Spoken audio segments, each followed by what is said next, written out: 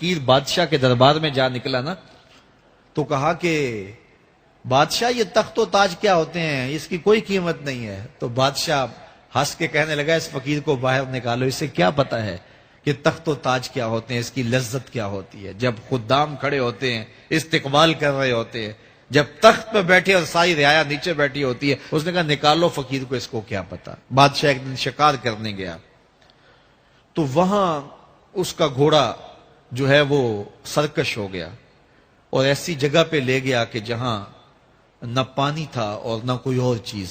بادشاہ وہاں ہانپ رہا ہے کہ وہی فقیر مشکیزہ ڈالے ہوئے گزرا اور آواز دے رہا ہے پانی لے لو، پانی لے لو۔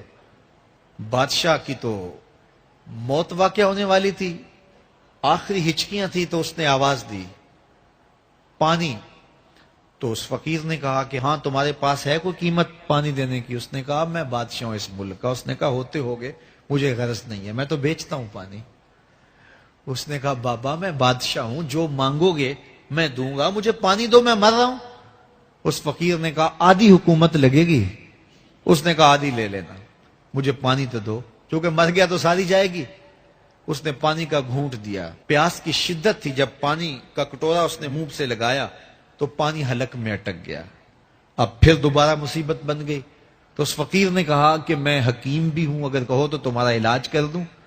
اس نے کہا ضرور کرو، لیکن اس نے کہا میں یوں ہی نہیں کروں گا، آدھی باقی حکومت بھی لگے گی، وہ بھی لکھ دو۔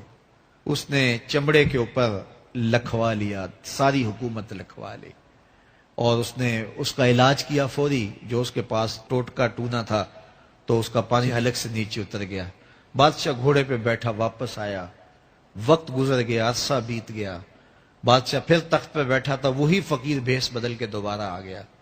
پھر اس نے نصیحت کی کہ آخرت کو یاد کرو، یہ دنیا کچھ نہیں ہے، 4 دن کی کہانی ہے۔ بادشاہ نے کہا تو میرا خیال ہے پہلے بھی کبھی آیا تھا، تو نہیں سمجھتا تخت و تاج کی لذت کیا ہے۔ اس نے کہا اس کی کوئی قدر و قیمت نہیں ہے، چھوڑ اسے، آخرت سب کچھ ہے۔ تو اس نے کہا نکالو اس فقیر بابے کو، یہ اس دن بھی آیا تھا تو آج پھر آ گیا ہے، اپنی راہ لے بابا۔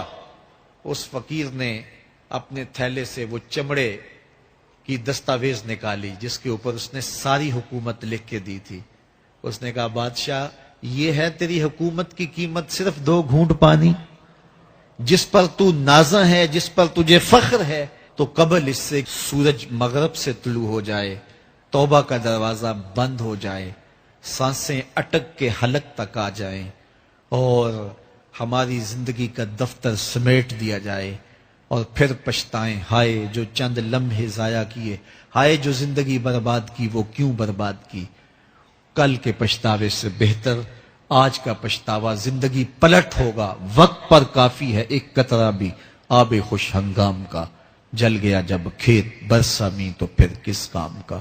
آئیے میں اور آپ اپنی زندگی کو مالک کی چوکھٹ پہ، مالک کی دہلیز پہ لے جائیں، اس کے حضور سچی توبہ کریں، رجوع لائیں، اپنے گناہوں سے معافی مانگیں، وہ کریم ایک آنسو سے سارے گناہ معاف کر دے گا۔ اپنی آخرت کی تیاری کریں، کاروبار دنیا بھی کریں، لیکن اصل ہماری زندگی آخرت کی زندگی ہے۔ صحابہ کو خندق کھودتے دیکھا تو پیار آیا تو یہی کہا اللہم ان العیش عیش الاخرہ، اے اللہ زندگی تو آخرت کی زندگی ہے، فاغفر للانصار والمہاجرہ، میرے انصار کو بھی بخش دے، میرے مہاجروں کو بھی بخش دے۔ تو اللہ تعالی ہم سب کی مغفرت فرمائے۔